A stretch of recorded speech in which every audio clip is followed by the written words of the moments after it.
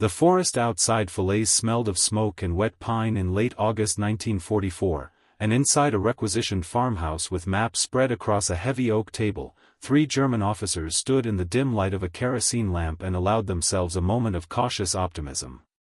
Oberst Friedrich Hartmann traced his finger along the colored lines representing Allied positions on the map, the blue markers pushing inland from Normandy, spreading like spilled water across the roads and towns of northern France. The breakout had been catastrophic, yes. The pocket at Falaise had cost them thousands of men and hundreds of vehicles. But Hartmann had studied logistics at the Kriegsakademie before the war, and he knew what happened to armies that advanced too quickly. He looked at his colleagues and said what they were all thinking: the Americans would outrun their supply lines within weeks, perhaps days. They always did. And when they did, the Wehrmacht would have time to regroup, to build new defensive lines, to bring forward reserves. The fuel would run out. The ammunition would dwindle. The great American advance would sputter and stall like an engine with an empty tank, and then the real fighting would begin again on ground of Germany's choosing. The other officers nodded. One of them lit a cigarette and said something about the folly of trying to supply a modern mechanized army across hundreds of miles of broken roads with nothing but trucks. Hartmann smiled thinly. Let them come, he thought. Let them race across France. They would run out of gas long before they reached the Rhine. 300 miles to the northwest, on a dark stretch of road south of Bayeux, Corporal James Holloway sat behind the wheel of a deuce-and-a-half truck with the engine idling and tried not to fall asleep. He was 22 years old, from Georgia, and he had been driving for 16 hours straight with only 2 short breaks to refuel and relieve himself. Ahead of him stretched a column of trucks that disappeared into the blackness, their shapes barely visible even though they were spaced only 30 yards apart. Behind him, more trucks. The convoy had been stopped for 20 minutes now, waiting for something up ahead, nobody knew what. A breakdown, maybe. Or a wrecked vehicle being cleared from the road. Holloway rubbed his eyes and glanced at the private in the passenger seat, a kid named Miller from Ohio who had his helmet tipped over his face and was snoring softly despite the noise. The air smelled of diesel exhaust and damp earth. Somewhere far ahead, if you listened carefully, you could hear the distant rumble of artillery. That was where they were going. That was where the fuel and ammunition and rations stacked in the truck bed behind them were desperately needed. Holloway had heard the stories. Tank battalions sitting idle because they had no gas. Infantry units rationing rifle ammunition. Artillery batteries going silent because the shells had not arrived. The front was moving fast, faster than anyone had expected after the grinding weeks in the hedgerows, and now the whole Allied advance was balanced on a knife edge. If the supplies stopped, the advance stopped. And if the advance stopped, men died.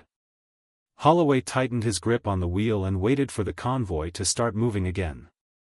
This was the Red Ball Express, though most of the drivers did not yet know the name. It was an improvised answer to an impossible problem, a desperate logistical gamble born out of necessity in the late summer of 1944 when the Allied armies broke through the German lines in Normandy and began racing across France faster than anyone had planned. For years afterward, historians would write about the great battles of that summer and fall, the names that became famous: Falaise, the liberation of Paris, the dash across the Seine, the fighting in the Vosges and the Hurtgen forest, and finally the disaster at Arnhem and the grinding approach to the German border. But beneath all those battles, unseen by most of the world, was a quieter struggle that determined whether any of those operations could succeed at all. It was a struggle fought not with rifles and tanks but with trucks and fuel cans and spare tires, a race to move thousands of tons of supplies across hundreds of miles of road before the frontline troops ran out of everything they needed to keep fighting. The Red Ball Express was never supposed to be the decisive factor in the campaign for Western Europe.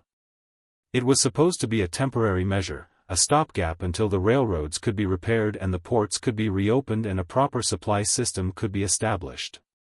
But for crucial months in 1944, it became the thin logistical thread that held the entire Allied advance together, and most of the men who kept it running were truck drivers that the army had never expected to be heroes.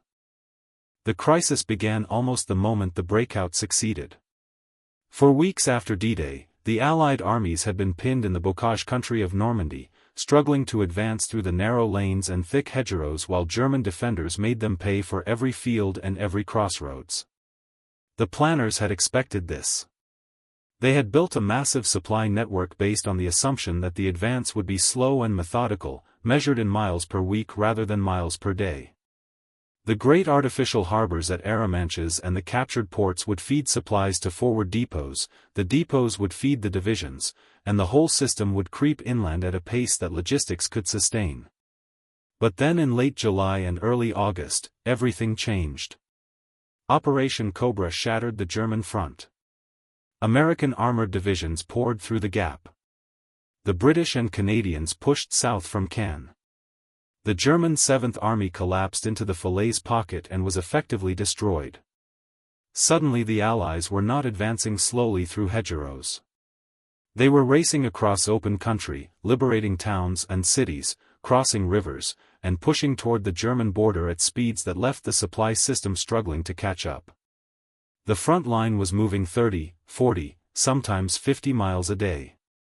The supply depots were still back in Normandy.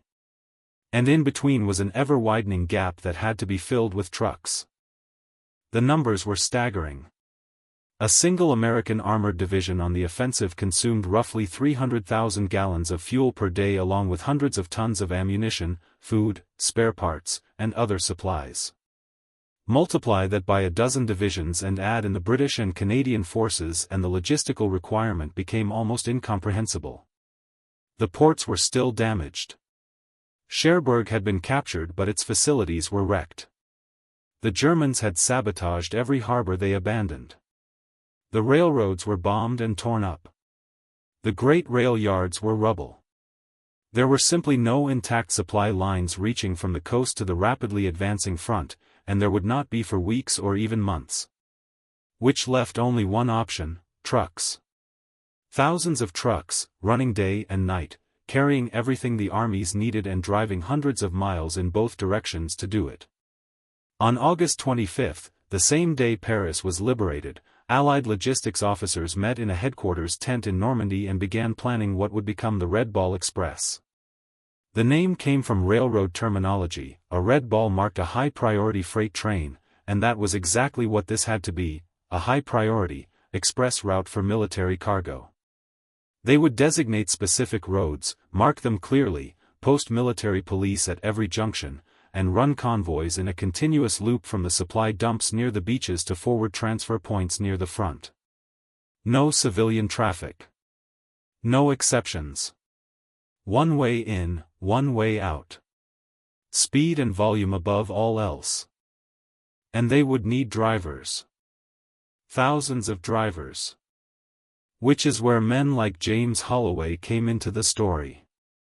Holloway and most of his fellow drivers were assigned to quartermaster truck companies, support units that had been training in England for months and had come ashore in the weeks after D-Day expecting to haul supplies a few dozen miles from the ports to the depots. Instead, they were about to become the backbone of the most intensive truck operation of the war.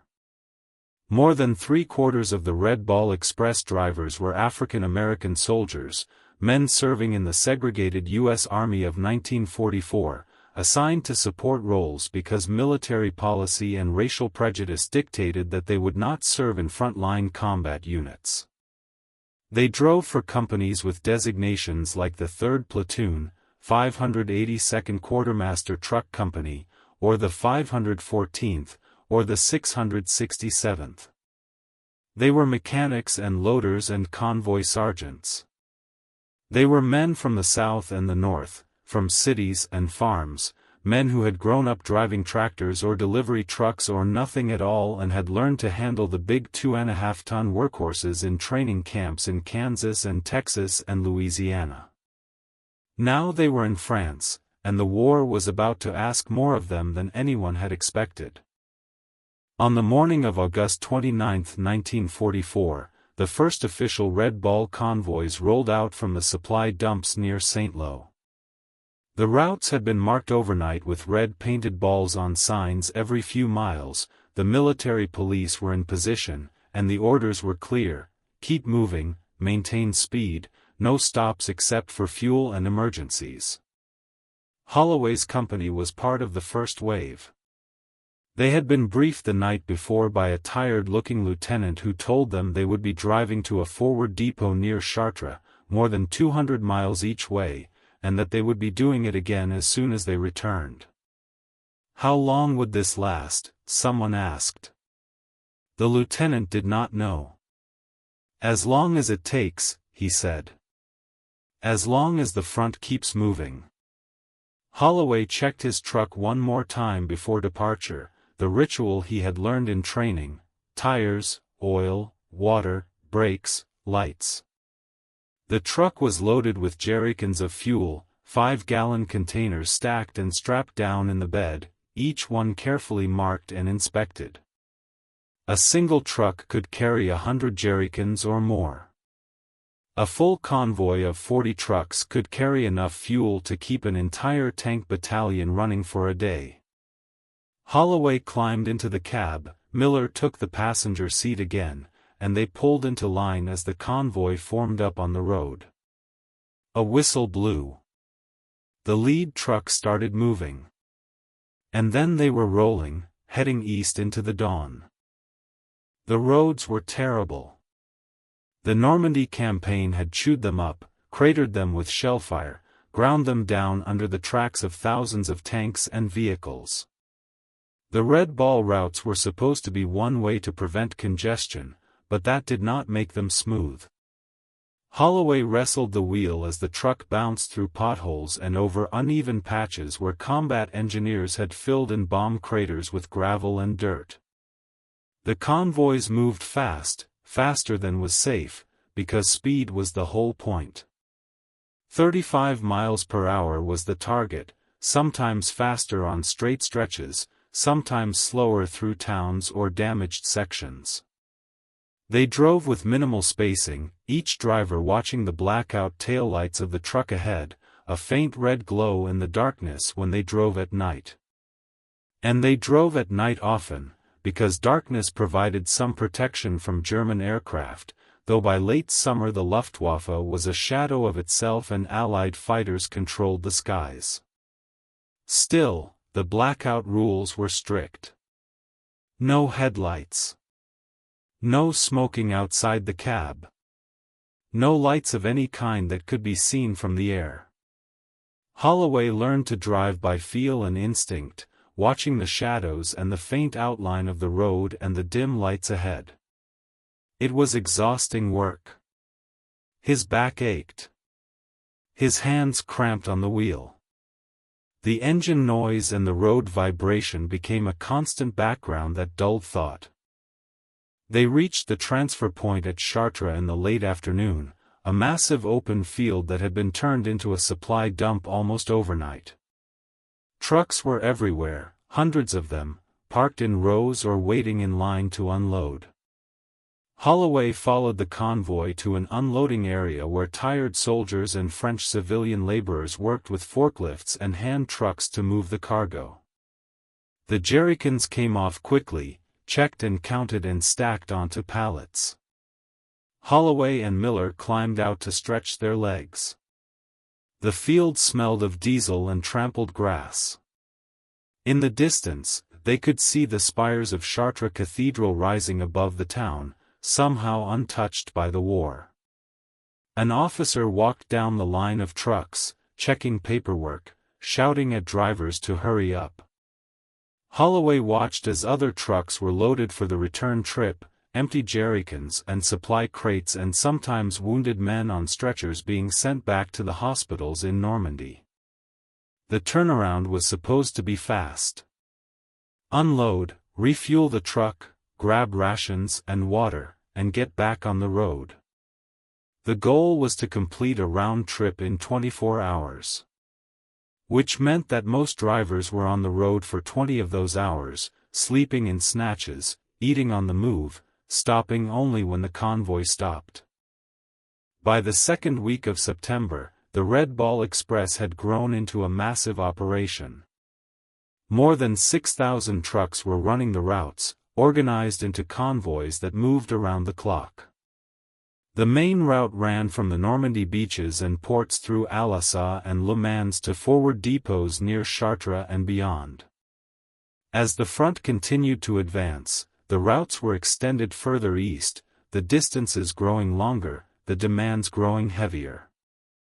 On peak days, the Red Ball moved 12,000 tons of supplies or more, a river of fuel and ammunition and food flowing across France in the backs of 2.5-ton trucks. The roads became arteries of the Allied war effort, marked every few miles with Red Ball symbols painted on signs or daubed on trees, guarded by military police who enforced the rules with grim determination. No civilian traffic was allowed on the Red Ball routes. French farmers and townspeople watched the convoys thunder past at all hours, an endless procession of trucks that spoke to the scale and power of the American military machine. But the reality inside the trucks was less impressive. The drivers were exhausted. Accidents were common. Trucks broke down constantly. And the pressure to keep moving never let up. Staff Sergeant Raymond Clark was a convoy officer with the 514th Quartermaster Truck Company, responsible for keeping his section of trucks moving and on schedule. Clark was 31, older than most of the drivers, a man from Philadelphia who had worked as a foreman in a shipping warehouse before the war. He understood logistics. He understood pressure.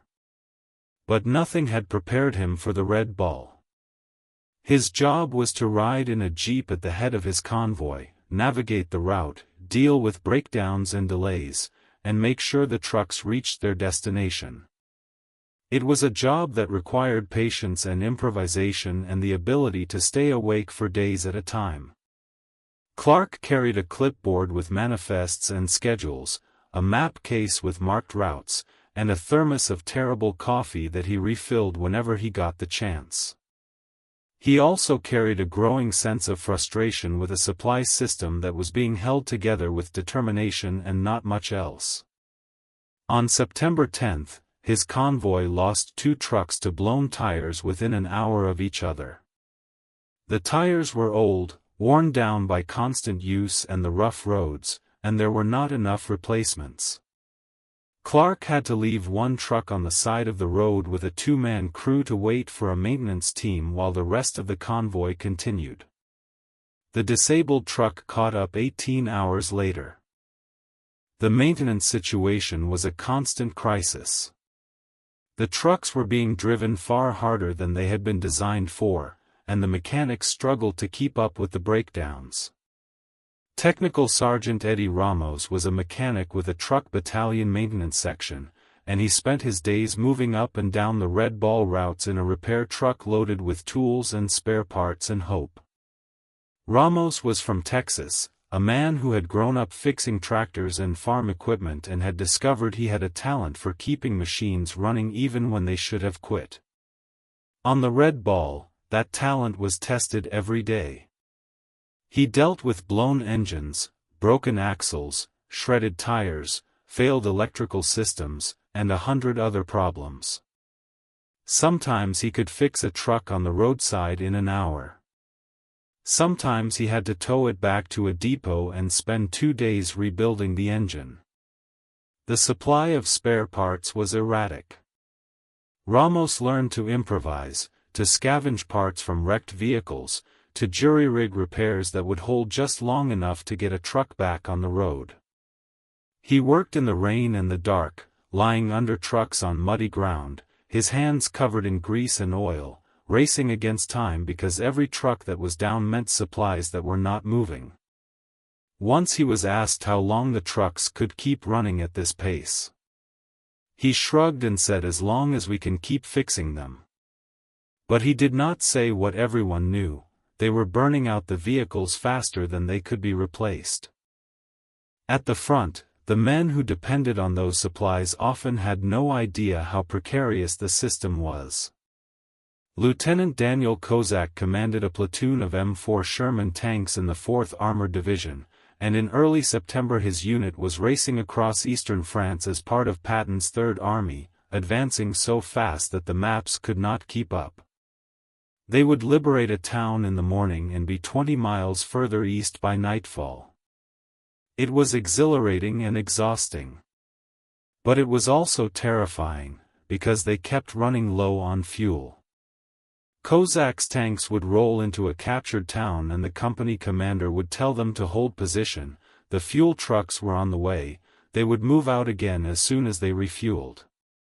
And then they would wait. Sometimes the trucks arrived in a few hours.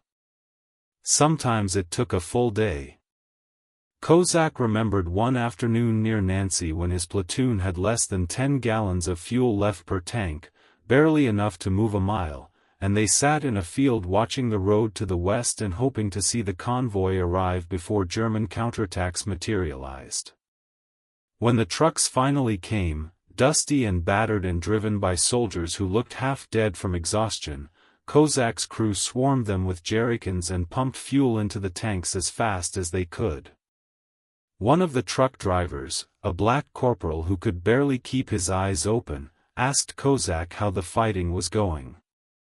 Kozak said they were winning but they could not win without gas. The driver nodded and said they were doing their best. Kozak believed him. The racial dynamics of the Red Ball Express were impossible to ignore, even if the official army did its best to avoid talking about them. The U.S. military in 1944 was segregated by policy, and African American soldiers served in separate units under white officers, assigned primarily to support roles rather than combat positions. This was justified with a variety of racist arguments about capability and morale, arguments that were as false as they were cruel. But the men of the Red Ball Express proved every day that they were as capable and as committed as any soldiers in the army. They drove the same brutal hours, faced the same dangers, and carried the same weight of responsibility. Yet they did so in a system that treated them as second-class soldiers and citizens. Holloway felt the contradiction keenly. He was proud of the work, proud of keeping the supplies moving, proud of the respect he saw in the eyes of the white tank crews and infantry when the convoys arrived. But he also resented the fact that he and his fellow black soldiers were rarely recognized for what they did. The newspapers wrote about Patton's tanks and the heroic infantry liberating France. Nobody wrote about the truck drivers. And when the convoys passed through newly liberated French towns, the reception was complicated.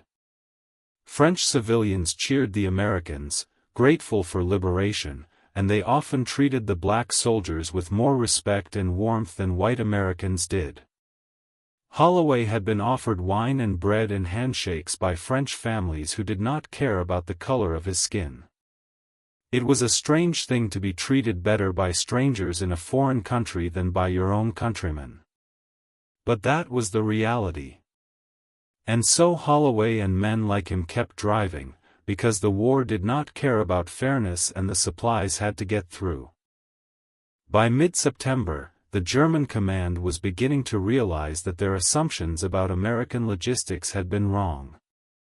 General Major Wilhelm Fischer sat in a commandeered schoolhouse near Metz, reviewing intelligence reports and trying to make sense of what he was reading. The American advance should have stalled weeks ago. The fuel should have run out. The ammunition stocks should have been exhausted. The Americans were operating at the end of supply lines that stretched back to Normandy, more than 300 miles in some places, over roads that were torn up and bridges that were destroyed. It should have been impossible. And yet the attacks kept coming. The tanks kept moving. The artillery kept firing. Fischer had read a captured American document that mentioned something called the Red Ball Express, a dedicated truck network, but the scale of it seemed absurd. How many trucks would it take to supply an entire army group over such distances? Thousands? Tens of thousands? And where were the Germans supposed to find the fuel to run a similar operation even if they wanted to? The Luftwaffe was grounded half the time for lack of aviation fuel. Panzer divisions were being cannibalized for parts because there were no replacements. And meanwhile the Americans were running truck convoys day and night as if fuel was infinite.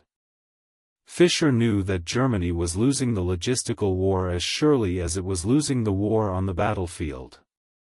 But he also knew that his superiors did not want to hear that. So he filed his reports and prepared his defenses and waited for the next American attack, which he knew would come as soon as the trucks brought up enough supplies to launch it. The Red Ball Express was never meant to last as long as it did. The original plan called for it to operate for a few weeks until the ports and railroads could be brought back online. But the war did not cooperate with plans. Cherbourg's port was repaired slowly. The railroad infrastructure took months to rebuild. And the front kept moving, always outpacing the logistical network. So the Red Ball kept running through September and into October and November. The routes were adjusted as the front shifted. New transfer points were established further east. More trucks were added to the operation. And the drivers kept driving. Holloway stopped counting the round trips after 20. They all blurred together. There was the trip where he hit a pothole so hard he thought the front axle had broken, but the truck kept moving. There was the trip where they drove through a rainstorm so heavy he could not see 10 feet ahead and had to follow the convoy by instinct and prayer. There was the trip where German artillery fired on a section of the road and they had to wait while engineers cleared debris and checked for unexploded shells. There was the trip where Miller finally broke down and cried from exhaustion in the passenger seat, and Holloway told him it was all right and kept driving. The human cost of the operation was measured in more than exhaustion. Accidents killed and injured hundreds of drivers. Trucks collided in the darkness. Vehicles rolled off the road on curves taken too fast. Drivers fell asleep at the wheel and crashed into trees or ditches or other trucks. The blackout conditions and the pressure to maintain speed created a deadly combination. Holloway witnessed a fatal accident in late September. A truck 3 positions ahead in the convoy missed a turn in the dark and went off the road into a ditch, flipping onto its side. The convoy stopped. Holloway and others ran to help. The driver was dead, his neck broken in the crash. The passenger was pinned in the wreckage with a broken leg. They got him out and sent him back in another truck, and then they righted the damaged truck and pushed it off the road. The convoy moved on within an hour. There was no time for anything else. Sergeant Clark filed the report when they reached the depot. Holloway never learned the dead driver's name. That haunted him more than the image of the crash. And yet there were also moments of grace and small humanity. The convoys developed a culture of their own. Drivers shared cigarettes and rations. They helped each other with repairs. They told jokes and sang songs to stay awake. Some convoys had a rolling poker game, men gambling their pay in the backs of trucks during rest stops. Holloway became friends with a driver named Washington, a man from Detroit who had been a mechanic in civilian life and could diagnose engine problems by sound. Washington taught Holloway tricks for coaxing a few more miles out of a tired engine, how to listen for the warning signs of a failing water pump or a loose bearing.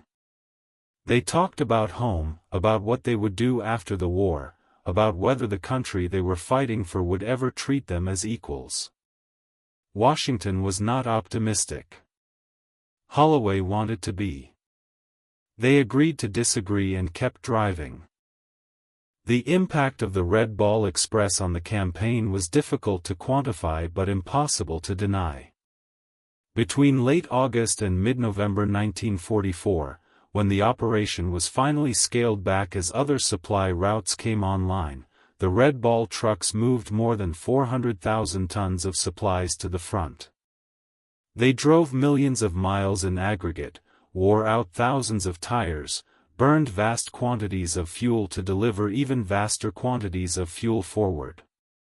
At its peak, the operation involved more than 23,000 soldiers and 6,000 vehicles moving continuously. It was not elegant. It was not efficient by the standards of textbook logistics. But it worked. It kept fuel in the tanks when the tanks needed to move. It kept shells in the guns when the guns needed to fire. It kept the Allied armies advancing through September and into October, through the liberation of Luxembourg and the approach to the German border and the grinding battles in the forests and the failed gamble at Arnhem. When Patton's Third Army ran low on fuel in early September and had to pause its advance, it was not because the Red Ball had failed. It was because even the Red Ball could not move enough supplies fast enough to support simultaneous offensives by multiple army groups across a front that stretched from Switzerland to the North Sea. The logistics of modern war had limits. But the Red Ball pushed those limits further than anyone had thought possible. In late November, as the autumn rains turned the roads to mud and the supply situation stabilized with the opening of the port of Antwerp and the repair of rail lines, the Red Ball Express was officially shut down.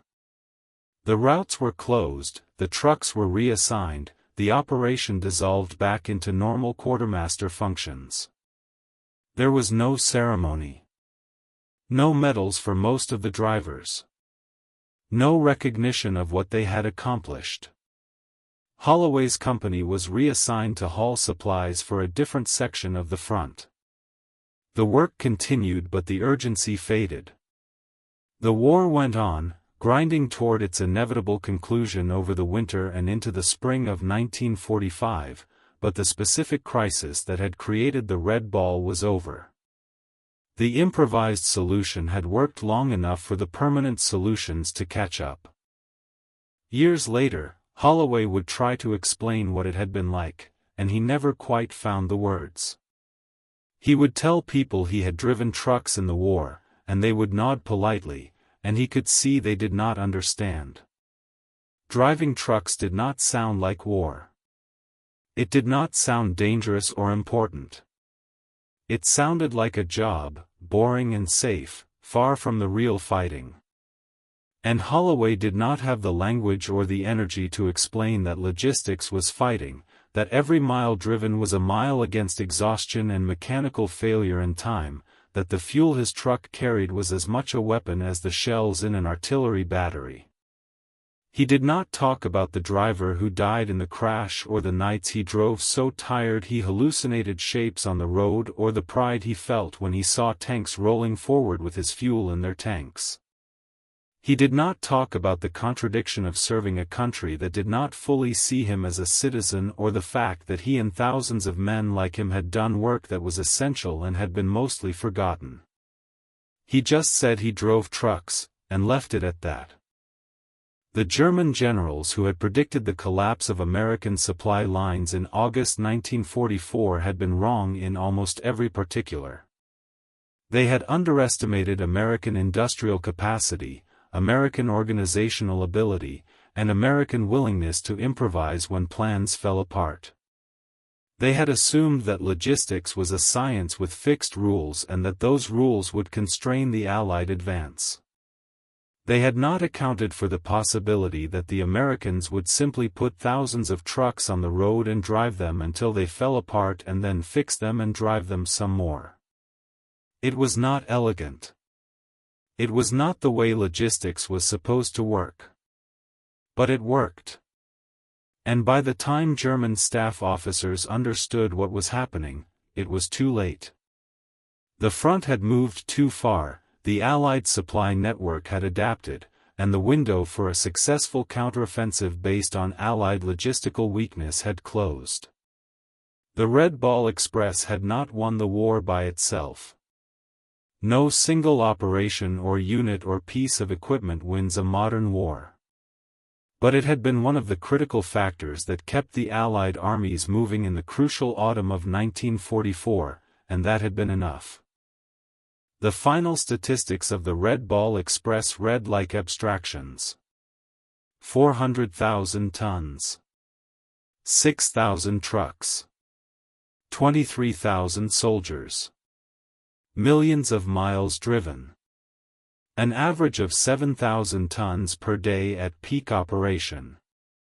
These numbers appear in official histories and in the reports filed by logistics officers and in the records of the Quartermaster Corps. But numbers do not tell the story. The story is in the exhausted driver who kept his hands on the wheel for 20 hours straight because he knew men were depending on the fuel in his truck. It is in the mechanic who worked through the night to fix an engine with improvised parts because the proper replacements had not arrived. It is in the convoy officer who navigated by dead reckoning through the darkness and got his trucks to the front on time. It is in the tank commander who watched the road to the rear and felt relief flood through him when he saw the convoy approaching with the fuel that would let his unit move again. It is in the small moments and the individual decisions and the accumulated weight of thousands of people doing difficult work with minimal recognition. Most of the men who served in the Red Ball Express came home after the war and resumed their lives. They worked jobs, raised families, grew old. Some of them stayed in touch with the men they had served with. Some of them never talked about the war at all. The country they returned to was still segregated, still struggling with the question of whether black Americans would be granted the full rights and respect they had earned. The military would not fully integrate until 1948, years after the war ended. The fight for civil rights would continue for decades. The men of the Red Ball Express were part of that larger story, proof that African Americans could and did serve with distinction when given the chance, but their specific contribution was largely forgotten by a public that remembered D-Day and the Battle of the Bulge and the crossing of the Rhine but did not remember the trucks. In the decades after the war, a few historians and veterans began to document the story of the Red Ball Express, to interview the surviving drivers and compile the records and piece together what had actually happened in the late summer and fall of 1944. The picture that emerged was of a logistical achievement that was as important in its own way as any tactical victory. The Red Ball had been improvised, imperfect, wasteful in some respects, and utterly necessary. It had worked because thousands of men had driven themselves past the point of exhaustion to make it work. It had kept the Allied advance alive at a critical moment. And it had been largely invisible, a story of support troops and unglamorous work and the kind of contribution that does not generate headlines or medals but determines whether armies succeed or fail. The war in Western Europe was decided by many factors. It was decided by the industrial output of American factories and the courage of infantry under fire and the effectiveness of Allied air power and the strategic decisions made by generals and political leaders. But it was also decided, perhaps more than the generals on either side fully understood, by fuel and food on wheels. It was decided by the capacity of the Allied logistical system to keep supplies moving across hundreds of miles of damaged roads faster than the Germans thought possible. It was decided by men like James Holloway and Raymond Clark and Eddie Ramos and thousands of others whose names appear in no history books and whose faces appear in few photographs. They drove trucks. They fixed trucks. They loaded and unloaded cargo in the rain and the dark. They worked until they could barely stand and then they worked some more. They did not storm beaches or capture towns or raise flags over liberated cities. They delivered jerrycans and ammunition crates and ration boxes. And in doing so, they made everything else possible. When the war ended in May 1945, the celebration was loud and joyous and focused on victory. The men of the Red Ball Express, those who were still in Europe and those who had been reassigned to other duties, celebrated along with everyone else. But they also carried a quieter knowledge. They knew that the victory had required more than just fighting. It had required fuel trucks grinding through the night, mechanics working roadside repairs in the rain, convoy officers navigating by instinct through the darkness. It had required an entire logistical apparatus that most people would never see or understand. They had been part of that apparatus. They had done their job. And that would have to be enough. In the years since, on the rare occasions when the Red Ball Express is remembered, it is often framed as a story of racial progress, an example of African American soldiers proving themselves in a segregated army. That is part of the story, and it is an important part. But it is not the whole story. The whole story is about logistics and improvisation and the unglamorous work that keeps armies moving. It is about the fact that modern war is decided as much in the rear areas as on the front lines, that supply chains matter as much as strategy, that the ability to move thousands of tons of material across vast distances under time pressure is a form of combat power that does not appear in simplified accounts of campaigns and battles. The Red Ball Express was a temporary expedient that became a crucial operation. It was a collection of overworked truck drivers who became, for a few months, one of the most important elements of the Allied war effort. They were not supposed to be heroes. They were just supposed to drive trucks. And by driving trucks with skill and determination and endurance that went far beyond what anyone had a right to ask, they helped win the war. That is the story. That is what deserves to be remembered. Not as a footnote or a curiosity, but as a central truth about how the war in Europe was actually fought and won. The big names and the famous battles mattered. But so did the fuel that got the tanks to those battles and the men who delivered that fuel in the dark along dangerous roads at the edge of exhaustion. That was the Red Ball Express, and that was enough.